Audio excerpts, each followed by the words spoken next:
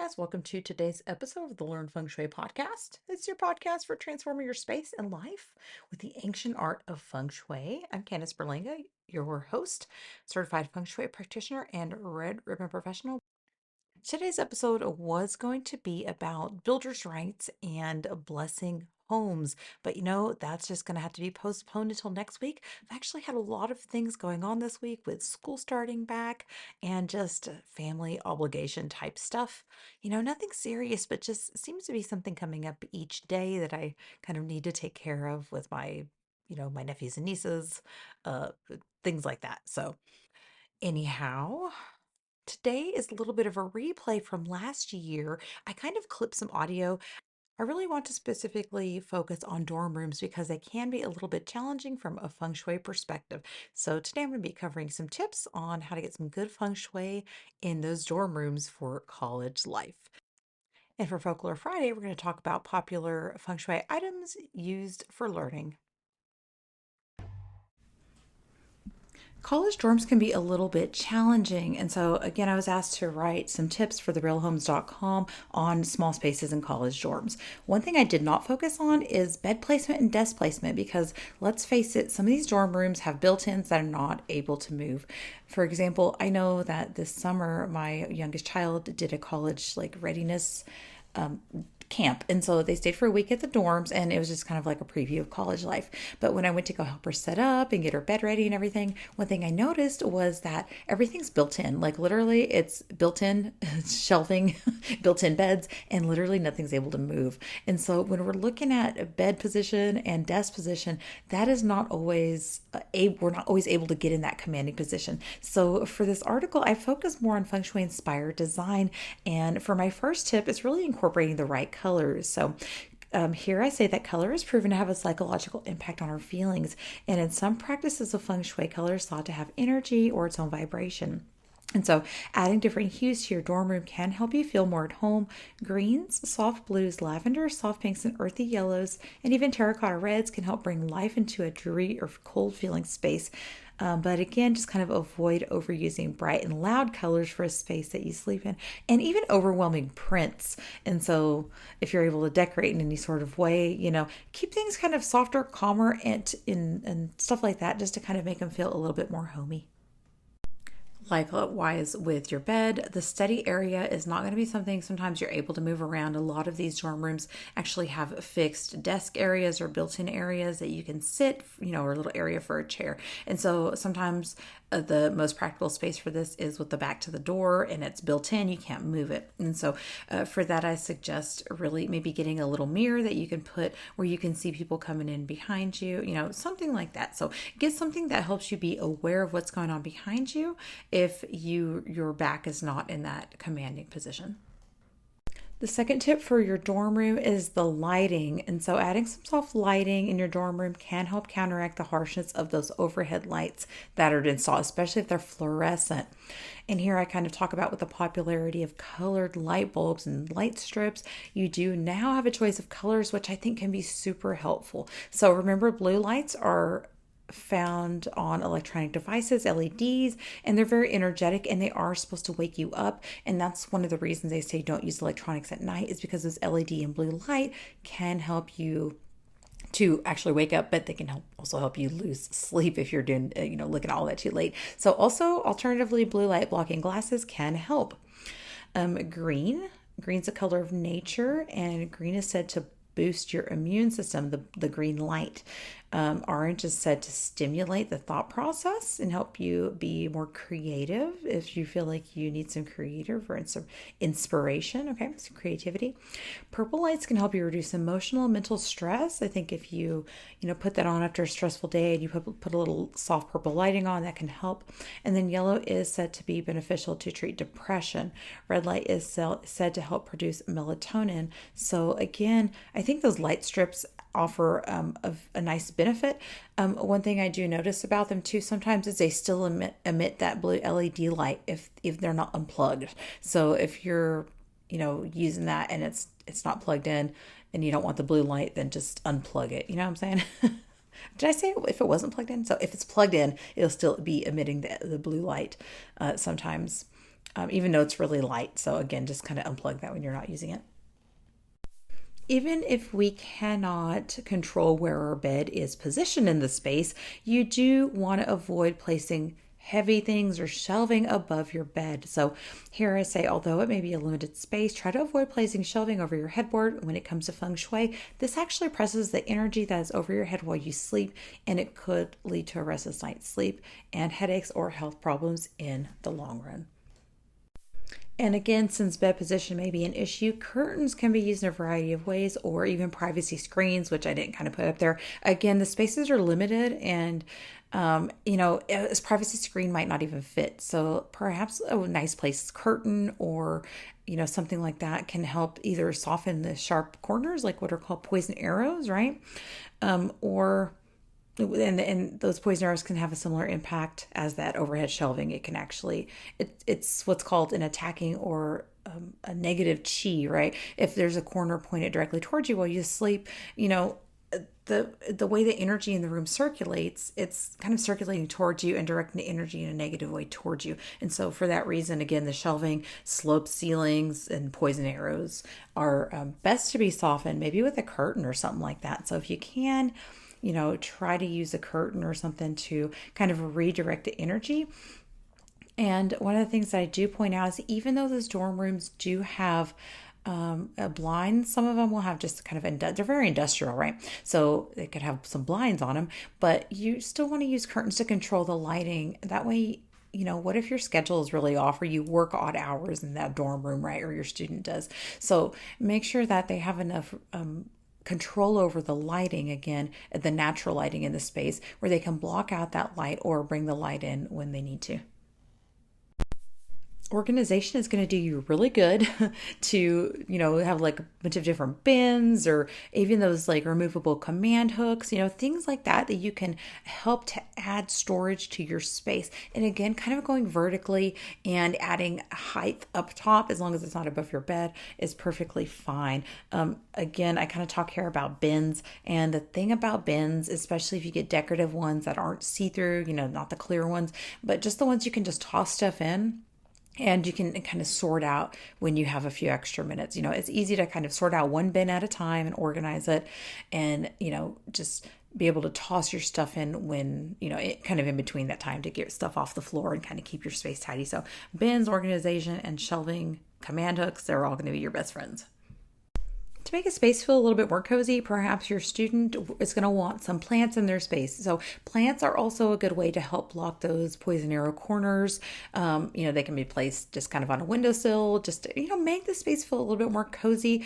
Do not get a high stress plant that someone's going to be, worried about killing. Don't be getting them in orchids. They're beautiful, but, a nice little ivy, like a pothos ivy, or a little snake plant, or a peace lily, like something like that can have a little bit of bad lighting, and it can take a little bit of neglect from your student, is perfectly fine.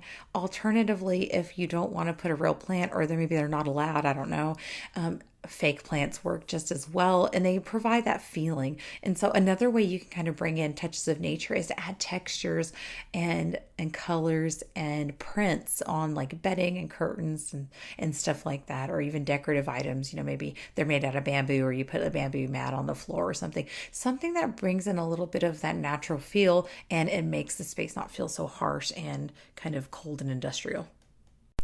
My last piece of advice for a dorm room is to get really comfortable bedding, okay?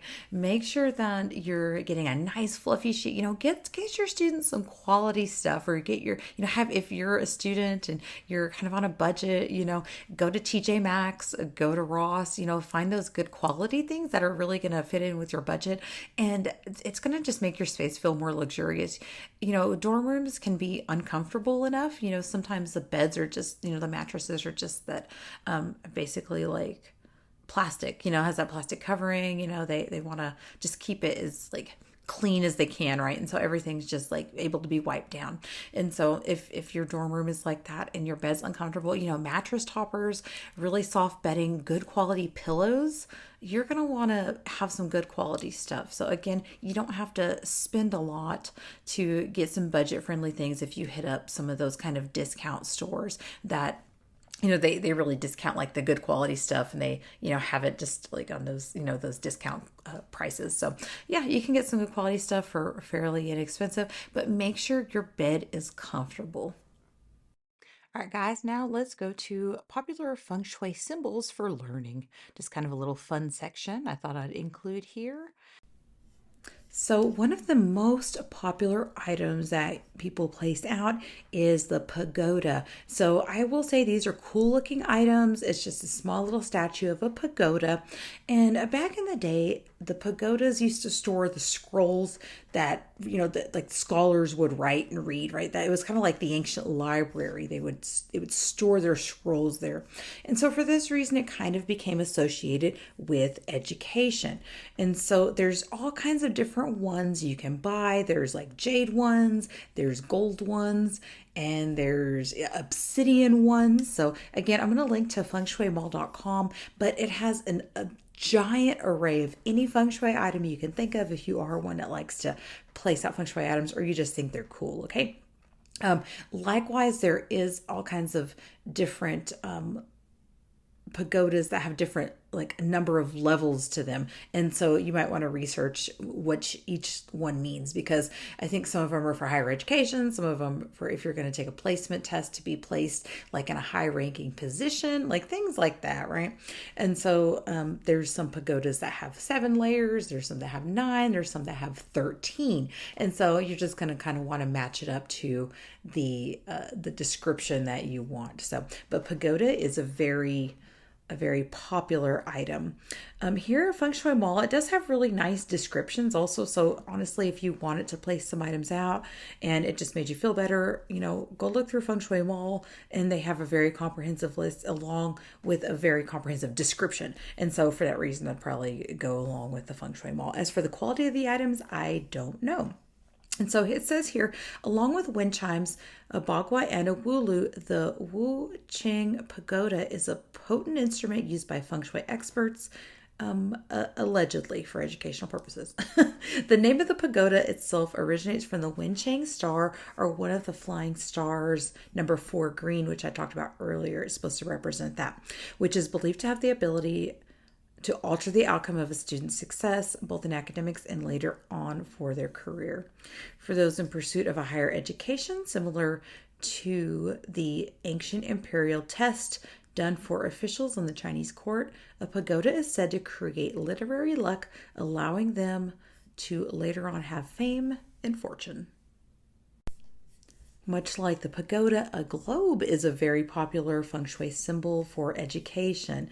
And so one thing I do like about this Feng Shui Mall is they have a very comprehensive description, like I said, and they also tell you where to place the product if you would like to buy one of these products, okay? So here it says the crystal globe is a representation of a growing social network, increasing intelligence and allowing smooth, victorious ventures.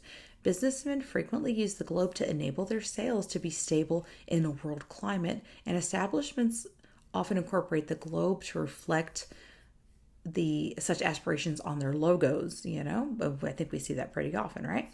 Globes increase the power of mentor luck, bringing with them fame, fortune, and self-confidence.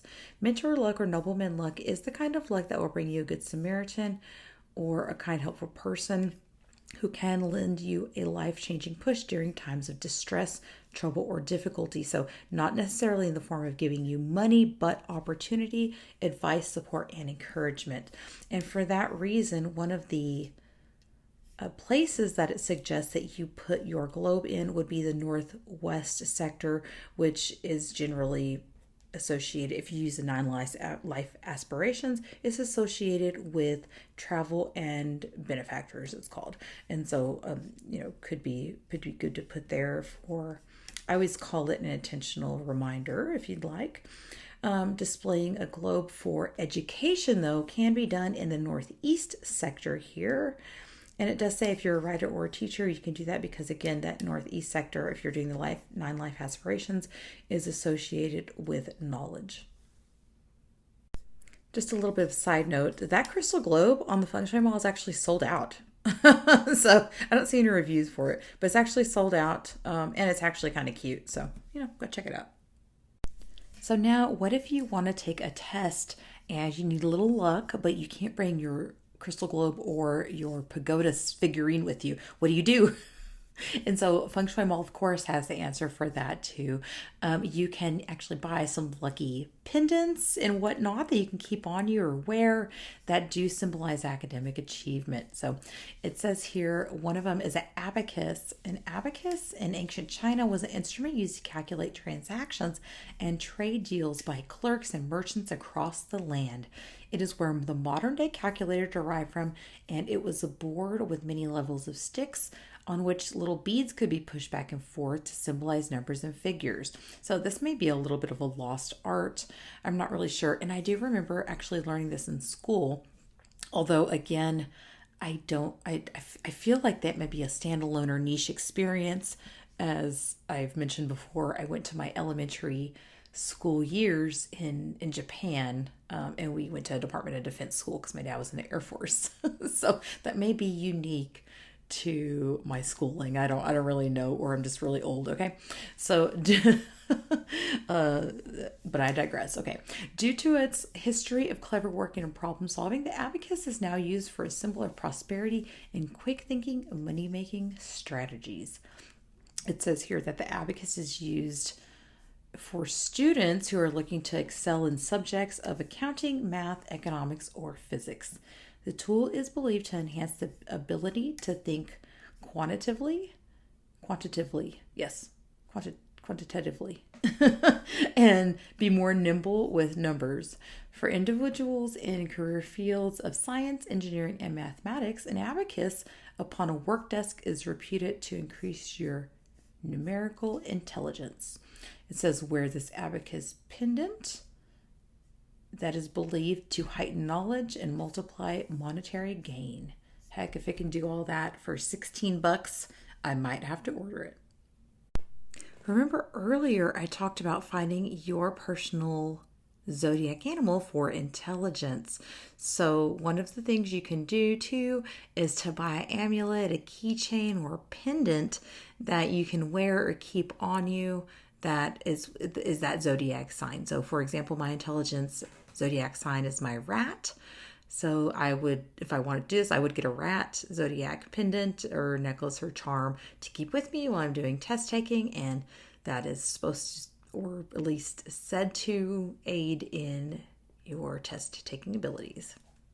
All right, guys, well, hope you enjoyed today's episode. Next week, I'm going to be covering the builder's rights for buildings. And so, kind of incorporating not necessarily like home blessings and space clearings type of blessings, but more along the lines of things you can put into your home, into the foundation, how to kind of imbue your home and use what are called the builder's rights that they used to use back in the ancient days, but with a little bit of a modern twist. So we'll kind of revisit some of those ancient building techniques and see how we can apply them to modern day. So I think it's pretty interesting stuff. So I'll catch you guys next week for that episode.